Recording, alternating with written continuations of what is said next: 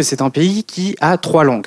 Le français, évidemment, en région wallonne, le néerlandais en région flamande et l'allemand dans ce qu'on appelle les cantons Rhin-Main, ou plutôt les cantons de l'Est, donc vers Eupen, vers Aix-la-Chapelle en Allemagne. Et la Belgique n'a pas fait, entre la fin de la Première Guerre mondiale, 1919-1920 et 1945, a aussi vécu la vague d'introduction, de diversification aussi de l'extrême droite qui, parfois, en Belgique, a eu une tendance fascisante. Ma thèse, effectivement, Clément l'a montré, au milieu de toute cette myriade et galaxies de mouvements d'extrême droite, moi j'en travaille sur un plus particulièrement qui s'appelle le mouvement rexiste, que je vais vous présenter ce soir, qui est fortement lié au Parti catholique et à Léon Degrelle. Et pour commencer, j'aimerais employer les termes, ou du moins citer l'un des théoriciens du rexisme qui, en 1935, disait « En dehors de la propagande, il n'existe guère qu'un moyen de réaliser un programme, et de ce moyen, nous n'en voulons pas, c'est la violence. » Dès 1935, le mouvement rexiste devient politique en 1936, on voit que la propagande est au centre des préoccupations de cette extrême droite belge. Cette extrême droite belge, elle est diverse. Elle apparaît dès 1922 vraiment, avec ce qu'on appelle la Légion nationale, l'avocat liégeois Paul Urnaert. Juste après la Première Guerre mondiale, elle est constituée majoritairement d'anciens soldats. On a ensuite ce qu'on appelle le Verdinasso, donc je vous saute la version néerlandaise, qui est un mouvement d'extrême droite très fasciste. Ça, il n'y a rien à dire là-dessus, qui va se développer dans la partie flamande. On va également avoir la Vlaams National Verbond, qui est la Ligue nationale flamande, et qui est un mouvement d'extrême droite qui perdure encore aujourd'hui côté flamand. Et à côté de tout ça, on va avoir le mouvement rexiste. Et un homme, est-ce que ça marche? Léon Degrelle. Alors Léon Degrelle, qui est-il? Il est né en 1906, il vient de la région de Bouillon. Il est né à 200 mètres du château de Godefroy-de-Bouillon. Et c'est un étudiant raté.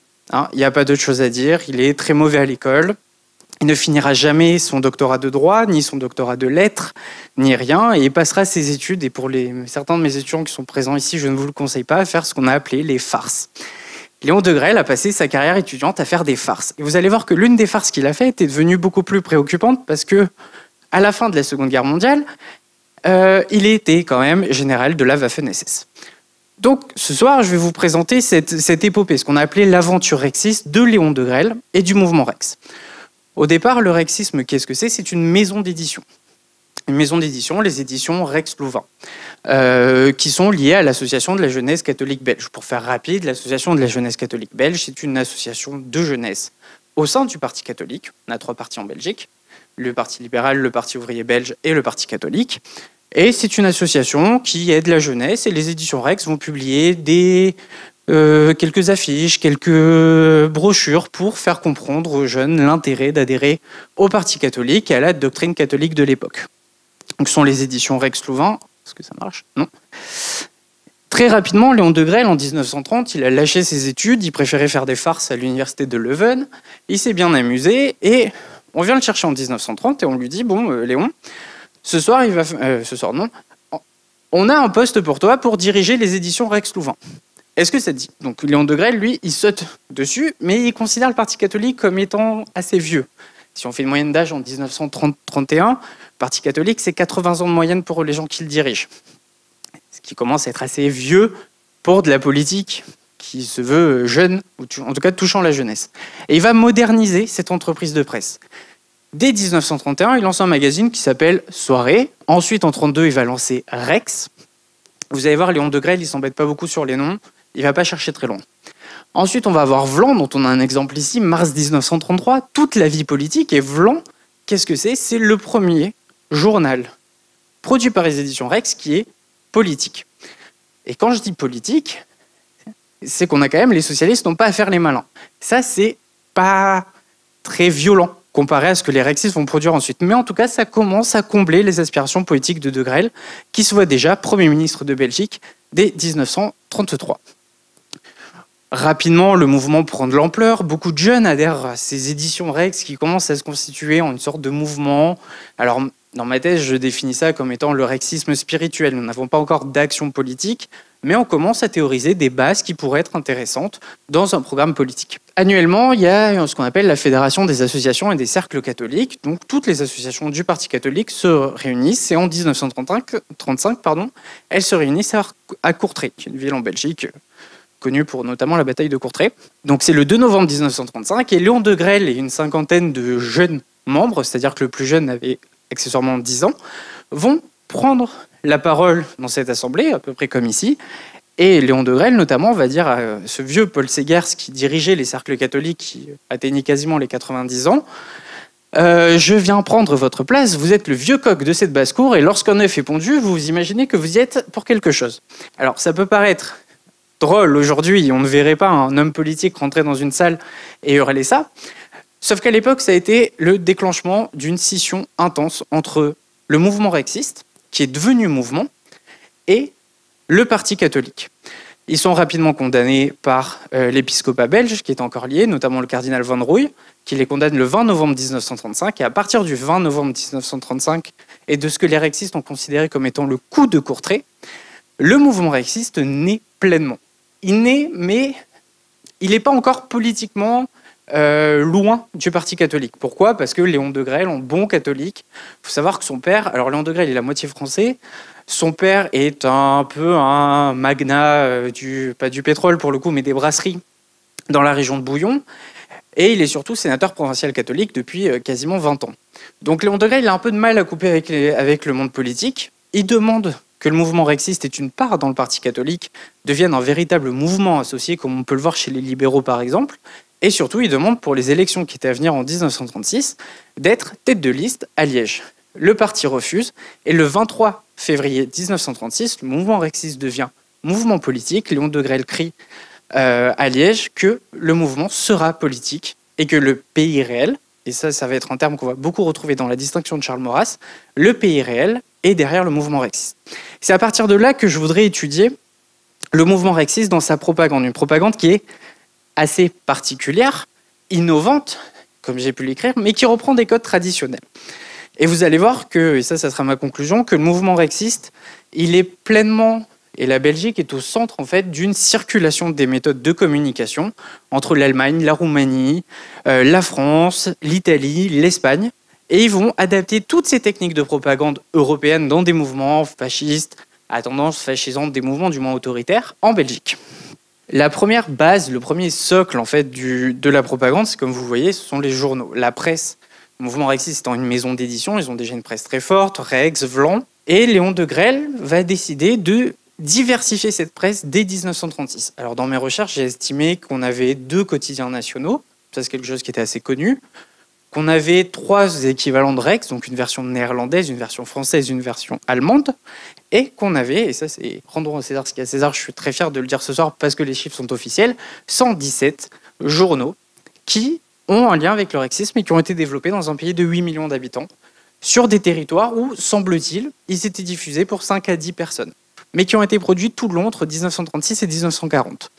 Donc, fort de cette presse, Léon Degrelle va utiliser Rex. Alors, le sous-titre de Rex, à l'époque, c'était pour que les catholiques lisent, parce que c'était une vitrine de la maison d'édition, et c'est très rapidement devenu politique.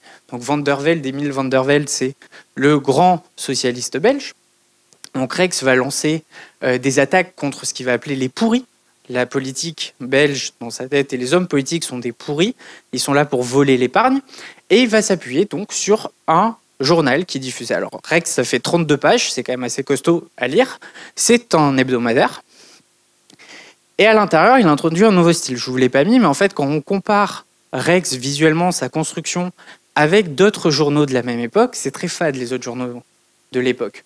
On a sur la couverture peut-être une photo au maximum pour les journaux socialistes, mais pour les journaux comme Le Soir ou tous les grands journaux d'information, on reste sur des colonnes, très peu d'informations, de visuels, et Rex va changer ça, on va mettre de la couleur. Donc là, on le voit, c'est en rouge, des grands titres, des majuscules, et c'est l'article de Léon Degrelle, continue en page 3, mais on n'a que ça dessus. Quel est l'avantage de ces journaux, et ça va être vraiment l'innovation rexiste, c'est que tout est détachable. Donc vous pouvez très bien acheter le journal qui coûtait 75 centimes de francs belges à l'époque, le détacher après une fois que vous l'avez lu, et le mettre sur votre vitrine, si vous êtes en commerçant ou si vous avez une friterie par exemple. Vous le mettez sur votre vitrine. Si vous êtes à l'usine, vous le laissez dans les portes de l'usine, sur les portes de l'usine. Et ça, cette innovation-là va permettre en fait d'avoir 2 niveaux de lecture. Le premier niveau de lecture, c'est le Belge qui vient acheter son journal parce qu'il est rexiste, parce qu'il croit en Léon Degrelle, il croit que Léon Degrelle va sauver la Belgique, ils sont placés comme des sauveurs, et qui va acheter Rex pour le lire avec ses enfants, et même il y a une version pour enfants, parce qu'on a des coloriages du Christ, on a plein de choses. C'était vraiment une véritable innovation, c'était le Picsou Magazine de l'époque. Après cette innovation-là, ensuite, le deuxième niveau de lecteur, ça va être, on va l'afficher, on va juste afficher la couverture, pour donner envie aux gens de le lire. Et donc ça, c'est vraiment une innovation. Et en réalité, on a une double couverture, parce qu'à la fin, on a une deuxième couverture. Vous pouvez, tel un manga, vous pouvez lire aussi le journal à l'envers, et vous avez encore une affiche qui est jouable. Et ça, c'est mignon, mais c'est un hebdomadaire, 32 pages, ça sort pas assez vite. Léon Degrelle lance son mouvement, il fait des meetings, et ça marche pas. Ça se vend plutôt bien, mais là, ça prend pas. Les Belges ne prennent pas à Rex, ou du moins à l'hebdomadaire. Ok, pas de problème. Léon Degrelle va réfléchir, alors très rapidement, parce qu'il faudra 2 jours pour mettre en place son idée. Et le 3 mai au matin, 1936, les Belges se lèvent et découvrent dans leur kiosque un journal qui s'appelle Le Pays Réel. Donc vous avez un exemple ici datant de 1937. Le Pays Réel, qu'est-ce que c'est déjà dans le titre? Ça vient de la distinction de Charles Maurras entre le Pays Réel et le Pays Légal. Et Léon Degrelle lance un quotidien. Alors, il va l'appeler quotidien de combat, puis ensuite quotidien d'information générale. Mais surtout, ce qui nous intéresse, c'est qu'il va le décrire comme une arme terrible maniée sans répit et sans pitié contre nos adversaires. Et à partir du Pays Réel, le mouvement va devenir un vrai mouvement politique. Il aura son quotidien qui va diffuser à l'intérieur des écrits de Léon Degrelle. On va avoir chaque jour 1, 2, 3, parfois 4 articles. Léon Degrelle travaillait soi-disant beaucoup. Sa prose n'est pas la meilleure, mais du moins il écrivait, il était prolifique. Donc on avait ces éléments-là. On va aussi retrouver la description des candidats, savoir qui va représenter Rex dans l'arrondissement de Liège ou dans l'arrondissement de Eupen.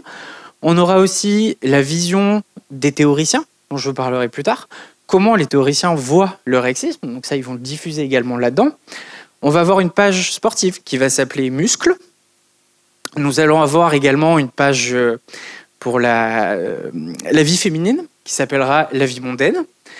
Nous aurons un football Rex qui donnera les résultats du foot belge. Et en fait, ça va devenir progressivement, pendant la campagne, un véritable quotidien d'information. En réalité, c'est très accrocheur. On va pouvoir avoir le même système que dans Rex. Donc là, évidemment, c'est en noir et blanc, mais sinon, il y aura jusqu'à 3 éditions, vert, rouge et bleu, des grandes images, des photos. On retrouvera les coloriages, on retrouvera parfois des BD. Certains grands auteurs belges de BD, dessinateurs belges de BD écriront dans des journaux rexistes. Je vous parlerai rapidement un peu plus tard. Et ça va devenir une vraie déferlante pour la Belgique. Rex va être diffusé partout. Alors Rex, qu'est-ce que c'est en réalité? Ça permet de valider la maxime de Léon Degrelle qui est le seul mot d'ordre qui existe, propagande partout, tout le temps, sur tous les fronts. Donc le Pays Réel reprend tout ce système, on va même retrouver des pages centrales. Alors avant c'était les couvertures, maintenant ça sera des pages centrales qui sont détachables et qui permettent donc de diffuser sur un autre niveau de lecture ou de lecteur la propagande du mouvement et les affiches. Progressivement, on note d'ailleurs une spécialisation dans les affiches. On a commencé sur beaucoup d'écriture. D'accord ? On se rapproche là d'ailleurs des images de l'extrême droite, enfin des affiches de l'extrême droite française de la même époque qui sont moins illustrées mais très descriptives avec énormément de texte. Ça, dès 1900, alors ça commence en 1938, mais on va voir ce genre d'affiches diffusées dans les journaux, beaucoup plus visuelles, avec beaucoup plus d'informations, toujours détachables. Quel est l'avantage? Le Pays Réel est vendu 50 centimes de francs. Le mouvement rexiste, c'est un mouvement qui ne va jamais avoir d'argent. Même s'il aura été financé par les Italiens, par les Allemands, par les industriels belges francophones, il n'aura jamais d'argent. Et donc, l'avantage de diffuser ça, c'est que le citoyen, ou du moins pas le syndicaliste, mais le sympathisant rexiste vient acheter 50 centimes de francs son journal. Vous me payez la production, disons 25 centimes, un peu plus.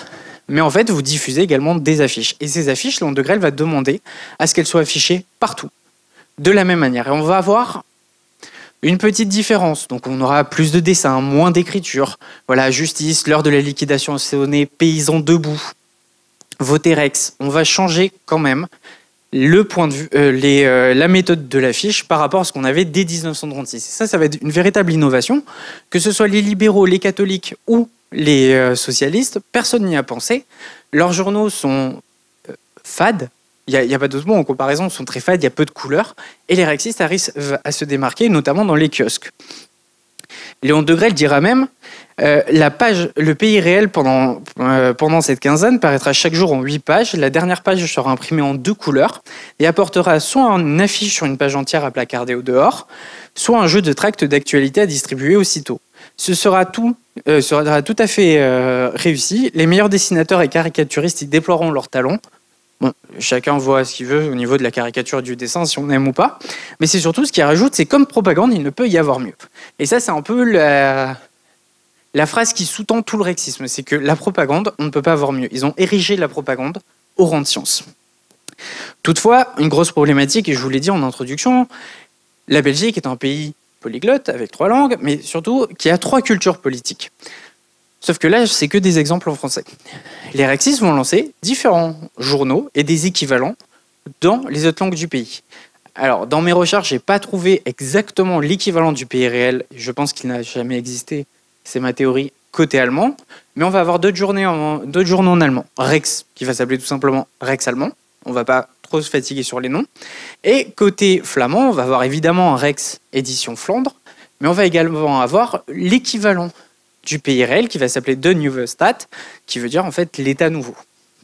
Et donc, on pourrait croire que le pays réel qui est diffusé à l'échelle nationale, le français à cette époque, contrairement à maintenant, était parlé par tous et était considéré comme la langue un peu au-dessus, pourrait être lu par tous et diffusé nationalement.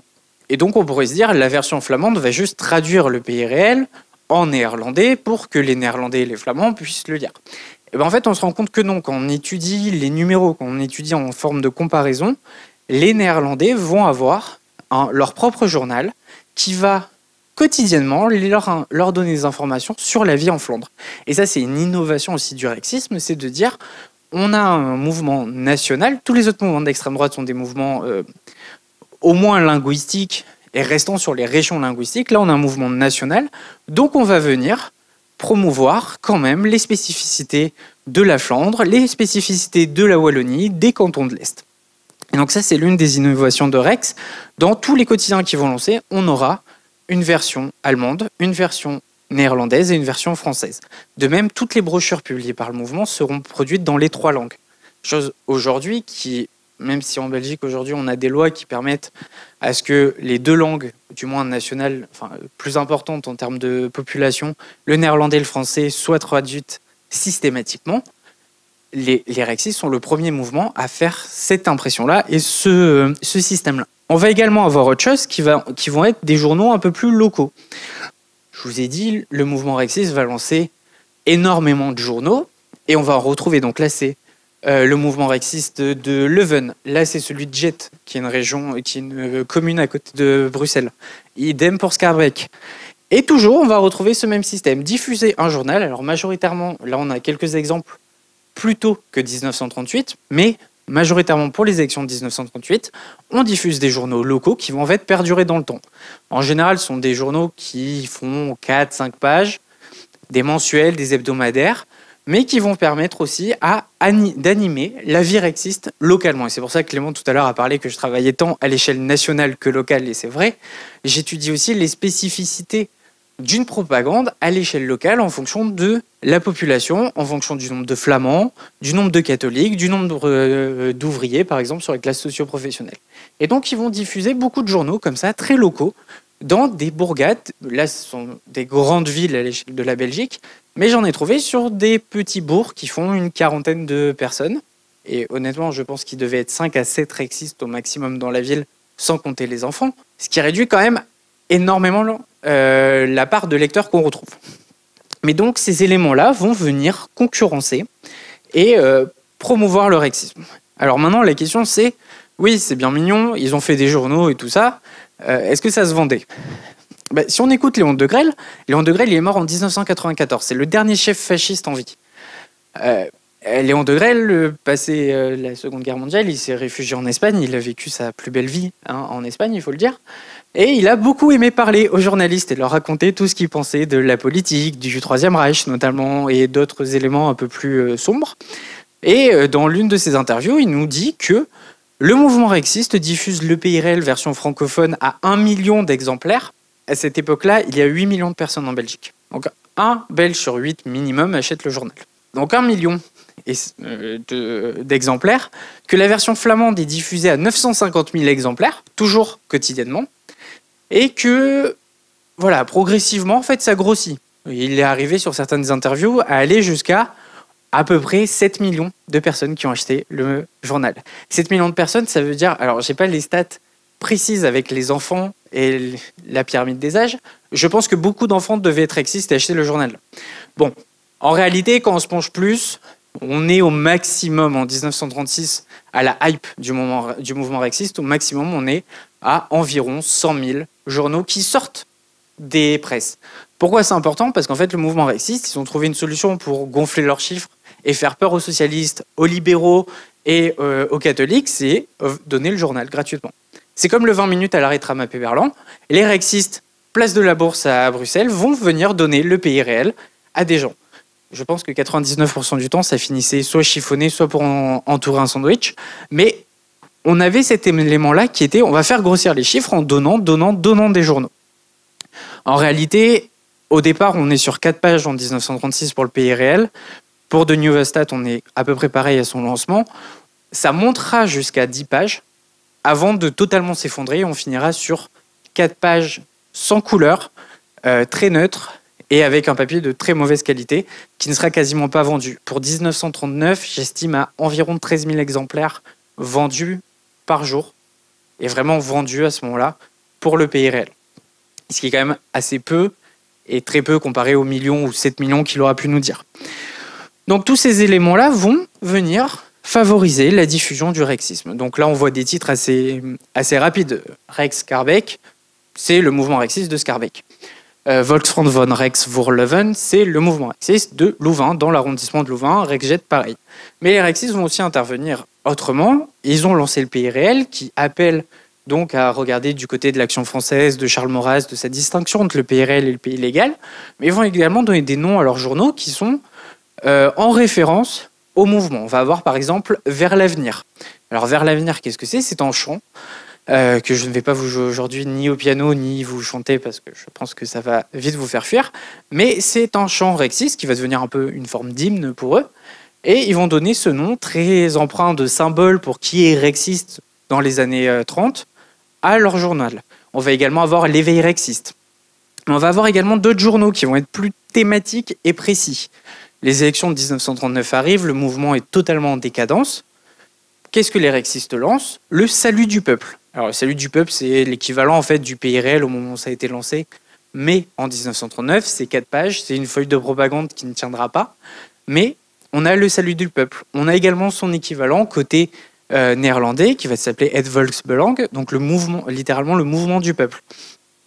On va également avoir des journaux qui vont cibler une seule classe socio-professionnelle.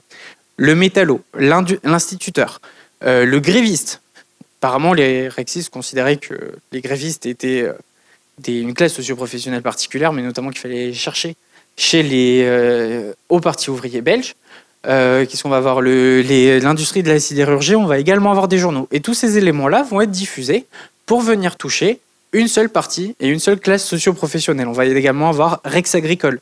Rex Agricole, c'est une innovation. On n'a aucun journal vraiment tourné vers les agriculteurs en Belgique, alors que le Parti catholique est en soutien des agriculteurs depuis à peu près depuis la Révolution de 1830. Le Rex Agricole va lui donner, alors oui, des informations très politiques de comment le rexisme va sauver l'agriculture, mais va aussi donner, par exemple, la position des rexistes sur la question de la fièvre afteuse en 1937, va également donner les dates des récoltes ou les meilleurs engrais. Et donc, on a des journaux qui vont toucher ces classes socio-professionnelles avec un discours qui leur est propre. Donc, la presse va devenir un élément essentiel du mouvement. Mais ça, c'est quelque chose, malgré des innovations, qui sont plutôt traditionnel. On retrouve ça assez régulièrement dans tous les mouvements politiques, que ce soit au Troquiévrat en Belgique ou même en France. On va retrouver également dans les partis d'extrême droite beaucoup de journaux qui vont se diffuser. Mais le mouvement rexiste, quand il apparaît, il va aussi donner une nouvelle impulsion à sa propagande en allant chercher des éléments à l'extérieur. L'un des éléments, ça va être la figure du chef. Alors là, on voit Léon Degrelle, très mignon, hein. Il a 32 ans à l'époque, qui est en train d'embrasser sa mère. Vous allez me dire, c'est une jolie photo de famille, c'est génial, il devait être chez Léon Degrelle. Pas du tout. Donc c'est une carte postale vendue au profit de la propagande de Rex. Tout est bon pour faire de l'argent chez les rexistes. Ça, c'était 5 francs. Alors déjà, ça fait cher, 5 francs, pour l'époque. Et c'était vendu, et des gens venaient l'acheter. Et cette figure du chef, on va rentrer dans son intimité, là on le voit avec sa mère. Honnêtement, ça ne vous donne pas forcément envie de voter pour lui, quelle que soit votre position politique, mais cette idée de rentrer dans l'intime du chef et ce que j'appelle la pipolisation de la vie politique, c'est-à-dire de savoir exactement ce que fait Léon Degrelle, ce que font la famille de Léon Degrelle, ça va être un élément central de la figure du chef en Belgique. On va également le représenter très souvent, donc là avec on pourrait penser à certaines photos notamment d'Adolf Hitler, mais on le voit, le doigt pointé vers la victoire. En fait, la figure de Léon Degrelle, elle est omniprésente. Léon Degrelle, l'historiographie l'a beaucoup considéré comme étant le chef du mouvement, comme étant le cerveau du mouvement. Alors, je vous ai dit en introduction, c'est un étudiant raté. Je vous assure qu'il n'a rien terrorisé du tout. Pour avoir lu des écrits de Léon Degrelle, il n'y a rien dedans, c'est creux. Par contre, il va être un très bon élément de communication. Et ça, c'est une innovation chez les rexistes. Côté libéraux, côté socialistes, côté catholiques, on n'a pas du tout cette idée d'avoir un chef comme élément de communication. Léon Degrelle, oui, on va apprendre plein de choses sur sa vie dans les journaux. Quand vous dépouillez un peu, alors c'est pas Voici, c'est pas la truc people du pays réel, mais je sais à peu près quand est-ce que sa fille était malade. Chantal, la petite Chantal, a eu en 1937, juste après les élections, une pneumonie qui l'oblige d'aller à Paris pendant quelques jours. Alors, ça peut faire sourire aujourd'hui si on apprenait que les enfants du président de la République, quel qu'il soit, ont une pneumonie, on serait assez étonné si un journal ou BFM diffusait ça. Mais en fait, à cette époque-là, c'était quelque chose d'essentiel parce que Léon Degrelle était quelqu'un comme tout le monde. Il avait beau être le chef, on avait une vision de l'intime de sa vie. On connaissait, alors pas tout, mais ce qui se passait dans sa vie, avec sa femme, on le voyait au travail. J'ai des photos de Léon Degrelle en vacances. Donc il allait à la mer avec ses enfants, il était photographié et on achetait ces photographies, les rexistes l'achetaient pour les afficher chez eux, pour pouvoir avoir une partie du chef chez vous. Et ça, cette vision du chef est quand même assez nouvelle et c'est pour ça que je voudrais considérer Léon Degrelle non pas comme un réel chef, comme on a pu le voir en Allemagne, comme on peut le voir en Italie, mais en fait comme un élément de communication. Il est charismatique, il sait très bien parler. Quand on écoute ses discours, oui, il a quelque chose, il a de la verbe, il a du geste, il est très fort, mais en fait, ce n'est qu'un élément de communication, il est un peu creux à l'intérieur, disons. Mais en fait, cet élément de communication, il va super bien marcher, notamment pour quelque chose, pour les meetings. Alors, c'est un petit pays, la Belgique, il faut retenir ça. Mais en 1936, les rexistes, personne ne les connaît. Ils sont isolés sur la scène politique, ils sont issus du mouvement catholique, les ouvriers ne les connaissent pas, les libéraux ne les connaissent pas trop non plus, et beaucoup de gens, en fait, ne voient pas ce que c'est. Ça, c'est une carte donc, de la Belgique, de tous les meetings de Léon Degrelle, il y en a 227, qui ont été faits entre 23 février 1936 avec l'un des premiers à Liège, jusqu'au dernier qui s'est tenu à Mons, ici, le 23 mai 1936, juste avant les élections qui avaient lieu le 24. Pourquoi c'est important? Parce qu'en environ 3 mois, Léon Degrelle fait 217 meetings. Alors oui, la Belgique, c'est un petit pays, mais nous sommes dans les années 30, c'est-à-dire qu'on ne peut pas se déplacer aussi vite que maintenant. Et Léon Degrelle va faire 8, 9, 10, 12 meetings par jour. Alors, ça peut paraître énorme, vous allez me dire non, mais c'est pas possible, c'est de la propagande et tout ça. Eh bien non, en fait, on a des photos pour certaines journées où il est à 12 endroits différents. Et donc, on sait que, alors je dis pas tous les jours, il faut aussi prendre ça en considération, mais il se déplace énormément, il fait des meetings tous les jours. Il fait des meetings à Bruxelles, au Palais des Sports de Schaerbeek, qui est l'un des plus grands palais des sports belges. À Anvers, de même, alors ce qu'il appellera... le meeting des 60 000. Alors, ils n'étaient pas du tout 60 000, et vous allez voir que les exagérations rexistes sont quelque chose d'essentiel. Mais il va traverser la Belgique, il va également aller... Alors, toute cette région-là, c'est sa région natale. C'est une région qui est très agricole, il n'y a pas grand-chose, il n'y a pas de grosses villes. Mais Léon Degrelle va faire une dizaine, quinzaine de meetings dans des salles où vous êtes une quinzaine de personnes. Et il va chercher à quadriller le pays. Si on rajoute, alors je vous ai pas mis la carte pour ne pas vous étouffer de cartographie et de géographie même, mais si on rajoute la carte des autres meetings, on est environ à 600 meetings sur 3 mois, un peu moins de 3 mois. Ce qui est un rythme exceptionnel, ce qui est incomparable avec tous les autres mouvements politiques qui existent à cette époque, et ce qui permet notamment de quadriller le pays et d'occuper le terrain.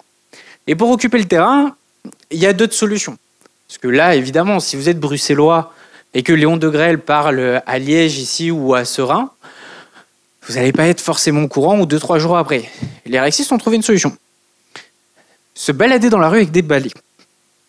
Alors ça peut prêter à sourire, je sais que mes camarades de thèse rigolent beaucoup de ces balais, mais ces balais sont essentiels. Pourquoi ? Parce que les rexistes, dans leur logique, on vient balayer les pourris étant tout homme politique qui n'est pas rexiste. Et au bout d'un moment, ils ont fait un package, ils ont tout pris. Et en fait, les rexistes vont se balader. Alors lui, notamment, c'est quelqu'un de très important, c'est Julien Carlier, qui va, à partir de 40, un peu gérer la propagande à Bruxelles et à Radio Bruxelles, sous l'occupation, mais ils vont se balader, alors Léon Degrelle dit balai au poing, voilà, dans la rue, escortés par la police, avec des cascadriers en français, ils vont se balader dans la rue et promouvoir leur idéologie, l'idée de balayer la vie politique. Ils vont même parler de nettoyer les écuries de Geste que sont plutôt la Belgique. Ça, c'est une occupation du terrain qui va se faire en 1936, 1937, 1938. Et à partir de 1939, ça va devenir un peu plus compliqué. Et je pense qu'il ne me reste pas beaucoup de temps, donc je vais aller très vite. Pour ma deuxième partie, parce que j'aime beaucoup parler de l'occupation du terrain, mais ma deuxième partie, c'est Rex. En fait, je vous ai raconté une grosse partie de comment ils propageaient leur idéologie. La question, c'est quelle est l'idéologie du rexisme ? Déjà, il y a 2 idéologues au rexisme, José Stril et Jean Denis. Qui sont-ils ? Ce sont des bidocteurs. Il faut quand même le reconnaître, ils ont 2 doctorats de l'Université de Liège chacun, l'un en philosophie de Saint Thomas et le deuxième en... je ne sais plus, d'ailleurs j'ai oublié. Mais donc José Stril et Jean Denis ont 2 doctorats, ce qui est quand même assez enviable, et vont commencer à réfléchir. Ils sont intégrés dans la culture politique de leur époque, ils ont fait la CJB, ils sont proches de l'Action française, et ils vont définir une sorte de 3e voie en fait, pour le rexisme, et d'aller voir si on ne peut pas trouver quelque chose qui fonctionnerait en Belgique. Et donc, notamment, ils vont publier les bases doctrinales de Rex. Alors, qu'est-ce que c'est les bases doctrinales de Rex ? Je vous assure, c'est pas ça. C'est un opuscule de 230 pages avec des titres et des idées. Mais c'est en brouillon. Il n'y a pas d'autre chose à dire. Il est sorti très rapidement pour les élections. Personne ne l'a lu. Même les chefs des mouvements à l'échelle locale ne l'ont pas lu. Mais on a des grandes idées qui vont se développer. Alors, quelles sont ces grandes idées ? On va avoir, là on le voit, le redressement moral, les intérêts de la classe, la fin de l'hypercapitalisme. On va avoir également, pas de notion encore antisémite, mais on va avoir, par exemple, le vote familial. C'est-à-dire que quand vous êtes un homme dans la famille, avec un groupement familial avec plus de 2 enfants, vous avez le droit d'avoir un vote de plus. Vos enfants n'ont pas le droit de vote, mais vous avez un vote de plus. La notion des filles-mères va aussi être très importante pour les rexistes. En fait, ce qu'ils vont vouloir faire, c'est introduire de la moralité, et voilà, le redressement moral et l'exaltation des vertus du peuple. Alors, c'est très vague. Je pense qu'aucun rexiste n'a vraiment compris ce qu'était ou ce qu'il voulait réaliser, mais en tout cas, c'est la grosse partie de ce qu'ils vont diffuser entre 1936 et 1937.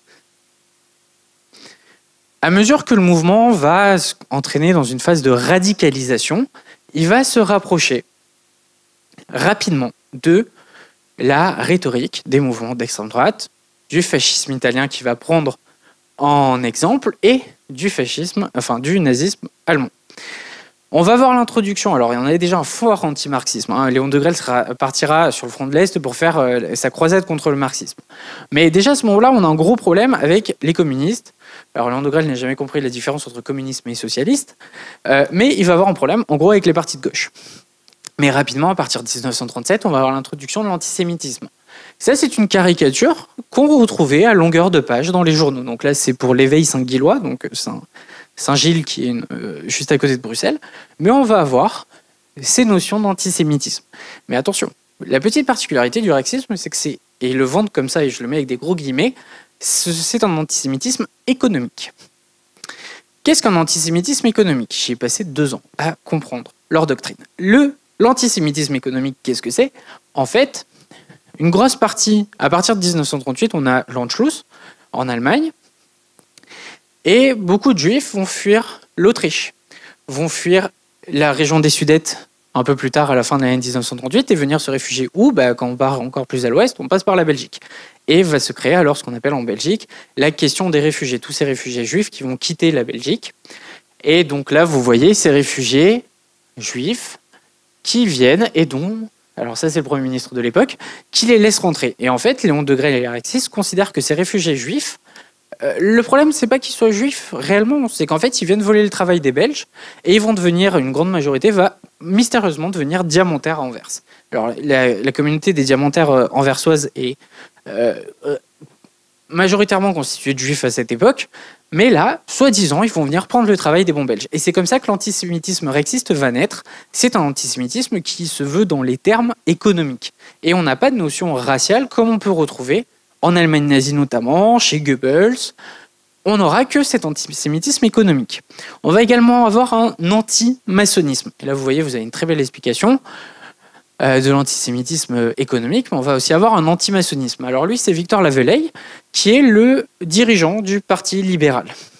Et donc, notre ami Victor, il vient prendre ses ordres auprès de son vénérable de la loge.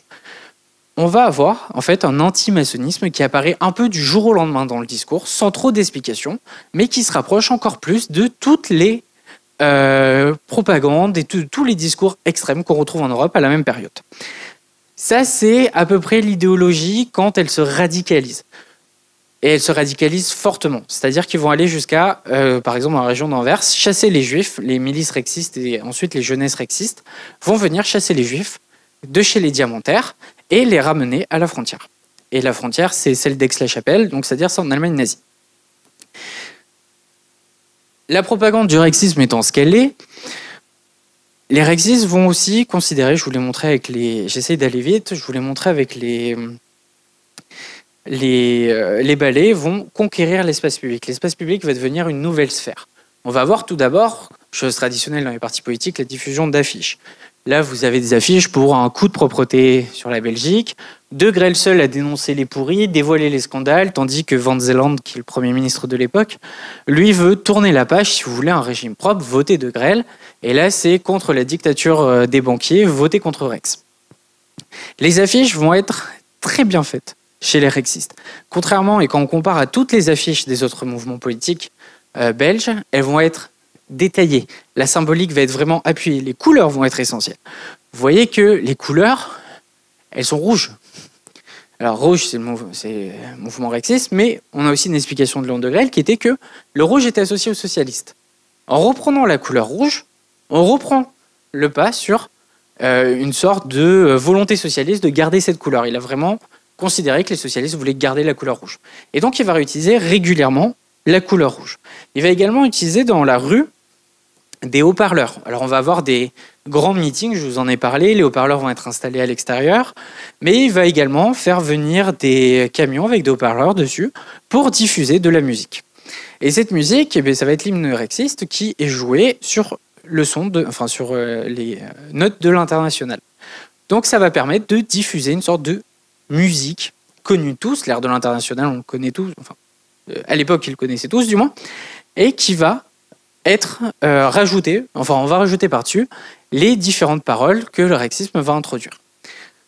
Sauf que ça, c'est un mouvement, enfin ces affiches elles vont pas suffire et le rexisme va vouloir se radicaliser encore plus à partir de 1938 dans son espace public et va mettre en place ce que les adversaires du rexisme ont appelé le Nuremberg du pauvre et ce que les rexistes appellent le rassemblement des 120 000 ou Lombeck-Notre-Dame. Lombeck-Notre-Dame, du 8 au 10 juillet 1938, Lombeck-Notre-Dame, si vous allez en Belgique, vous sortez de Bruxelles vers les Flandres, et vous arrivez sur une longue plaine à côté de René. Et bien c'est ça, Lombeck-Notre-Dame, c'est une plaine avec une église, un petit château, il n'y a rien, mais ils ont décidé de faire leur congrès annuel là-bas, congrès des 120 000. Alors pourquoi le faire dans un petit territoire où il n'y a quasiment rien? Parce que le bourgmestre de l'époque, le maire, était rexiste. Et ça s'est arrêté là. Et c'était plus simple. Et c'était aux portes de Bruxelles. Et ça va être une démonstration de force. Et là, vous pouvez voir l'estrade. Et pendant plus d'un mois, on va avoir le recours. On va avoir dans les journaux, dans les discours, rassemblez-vous à Lambeque Notre-Dame. Montrez votre foi, montrez votre puissance. Voilà, à Lambeque Notre-Dame, nous jurerons de sauver la Belgique. Pas un rexiste ne manquera ce serment national. À l'heure où l'on vociférait et étouffer la conscience... Non. Je pense qu'il y a une erreur. La conscience du pays et le chloroformé pour mieux l'abattre, nous dresserons là-bas, face à la capitale, le peuple ardent qui croit à Rex et au salut par Rex de la patrie. À Lambeque, le 10 juillet, les rebâtisseurs de la patrie. Ça va être le mot d'ordre pour que tous les rexistes se rassemblent à Lambeque Notre-Dame et fassent une démonstration de force. Cette démonstration de force, elle va se passer en plusieurs temps. Donc les rexistes arrivent, alors il était annoncé 120 000 personnes, on estime environ qu'il y en avait 20 000 qui étaient présentes, ce qui est quand même énorme pour l'époque. On va avoir des trajets en autocar qui étaient faits exprès de chaque coin de la Belgique pour venir à Lambeque et pour se rassembler. Toutes les sections du pays sont rassemblées. On va avoir des défilés avec des drapeaux. On va avoir une marche au flambeau. On va avoir également pour les enfants, parce que les enfants sont très importants chez les rexistes, on va avoir des activités camping. Alors, ces activités camping, ce n'est pas une blague, on va entraîner les enfants à monter des tentes pour une bonne raison, parce que ensuite, on va les former à monter une tente en terrain de guerre et à porter une arme et ensuite à marcher au pas. Mais ils vont être intégrés dans ce qu'on appelle, enfin, ce que les rexistes appellent l'association pour le camping et le tourisme, qui sont ni plus ni moins que des jeunesses rexistes. Et on va avoir toute une symbolique qui va se mettre en place. Les rexistes vont devoir défiler sous un arc de triomphe. On va avoir les musiques qui vont être mises en place, la fanfare. Toute la presse est invitée, même la presse socialiste est invitée à Nuremberg. À Lambeque Notre-Dame, au Nuremberg du pauvre. Et pourquoi c'est important ? Parce que ça montre, on est à 20-30 km de Bruxelles, ça montre la force d'un mouvement. Alors eux, ils parlent de vitalité, voilà, rebâtisseur de la patrie. Ça montre surtout la possibilité d'un coup d'État. Et ça, la Belgique, le Premier ministre a eu très peur d'un coup d'État à ce moment-là.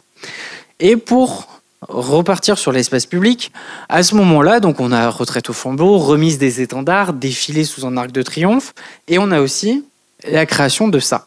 Alors c'est très pixelisé, et ça vient d'un journal, c'est une médaille commémorative de la présence à Lambeque Notre-Dame. Et ça va rentrer dans ce que j'appelle la gadgetisation de la vie politique. Les rexistes vont mettre en place une infinité de gadgets, d'objets promotionnels, de goodies, pour promouvoir leur mouvement. Alors la médaille de Lambeque Notre-Dame, de ce qui était décrit, c'est qu'il fallait la porter en tout temps, au travail et à la maison. Vous la mettiez sur votre veste et vous regardiez, et pour dire en fait j'y étais. C'est ce qu'on a vu avant. On va également, enfin les rexistes vont également créer des objets dérivés. Donc on va voir les choses très traditionnelles de la politique, des fanions, des étendards. Qu'est-ce qu'on va avoir d'autre d'objets traditionnels ? Des savons. Les savons, vous pouvez vous savonner le matin avec les couleurs rexistes. On va avoir des portefeuilles, des cendriers, de la vaisselle, en fait des objets dérivés qui seront vendus quand même un peu cher. Hein. Le savon, c'est 7 francs. Mais parce que ça permet d'engranger des fonds pour le rexisme, et en fait les gens viennent acheter. Et on peut s'habiller en tant que rexiste. Vous avez des chaussettes rexistes. Et mes anciens étudiants de L3 se souviennent, je leur avais comparé avec toutes les boutiques actuelles des partis politiques où vous avez des objets également promotionnels. Et c'est ça, la force du rexisme, c'est créer une gadgetisation de la vie politique et des objets promotionnels. À tel point qu'ils vont même créer des épingles. Alors ça, c'est traditionnel. On va avoir un balai, la couronne du Christus Rex. Alors ça, c'est la croix de Bourgogne, qui sera utilisée ensuite pour la Légion de la Waffen-SS. Des petites épingles comme ça, qui sont très discrètes, hein, qu'on pourrait porter au quotidien, sans qu'on nous repère, mais qui donnent un signe d'appartenance. Et on appartient à une communauté, nous avons le même objet.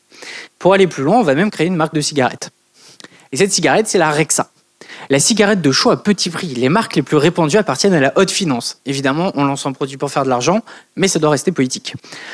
Tout Belge moyen doit donner son appui aux fabricants moyens qui, pour le lancement de leurs produits, ne disposent pas de 2 millions par centaine. Fumez les marques indépendantes, fumez Rexa. Votre devoir est de fumer des marques libres fabriquées par vous, par des petits gens comme vous. Fumez Rexa, réclamez-la, exigez-la, rexigez-la. N'hésitez pas, fumez Rexa.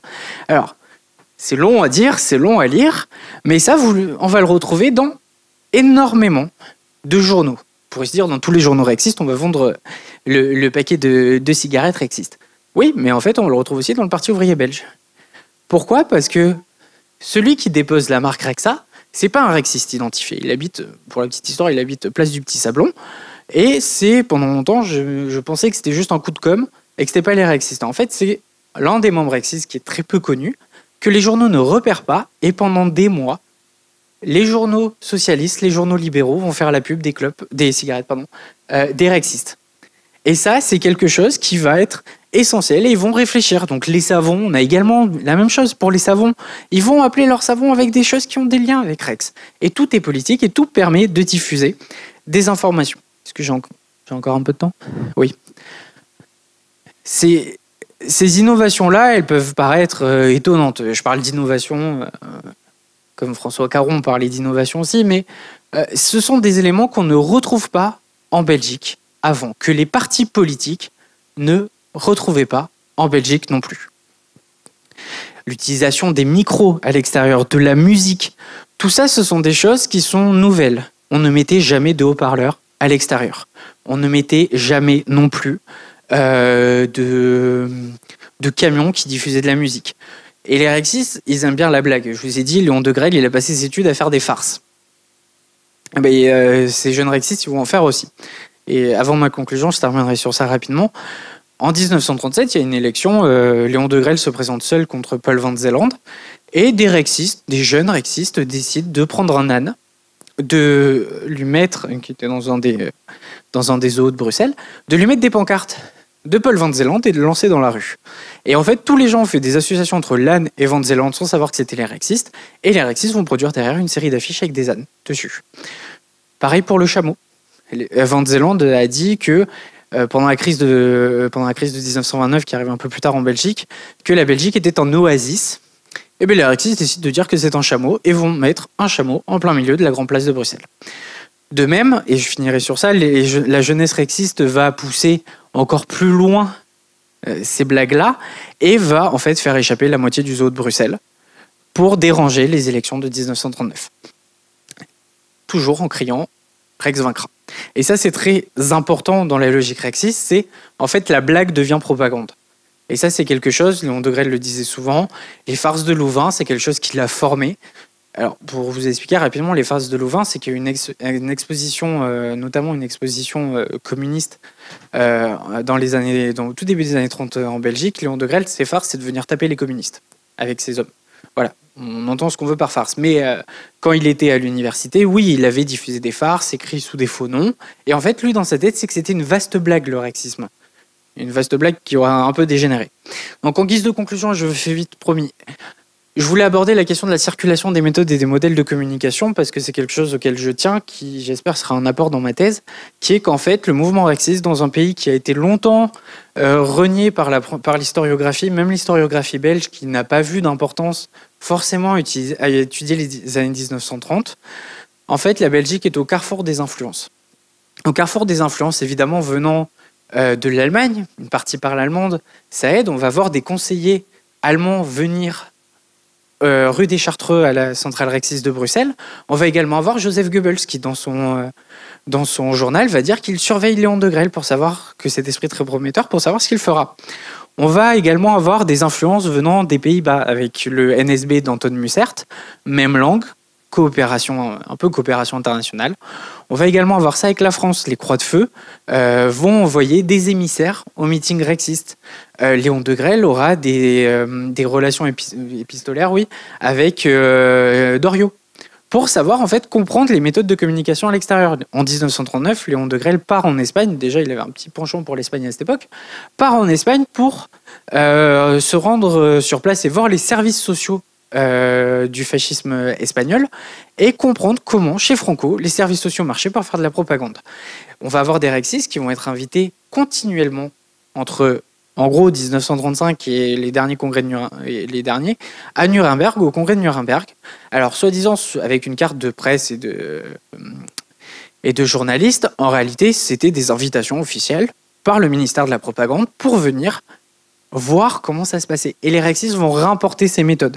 On va retrouver ça dans beaucoup de pays européens. Et la Belgique, en fait, on oublie souvent, on fait souvent des blagues pour dire que c'est le petit frère français juste à côté, mais c'est aussi un pays très important parce il a 3 cultures politiques.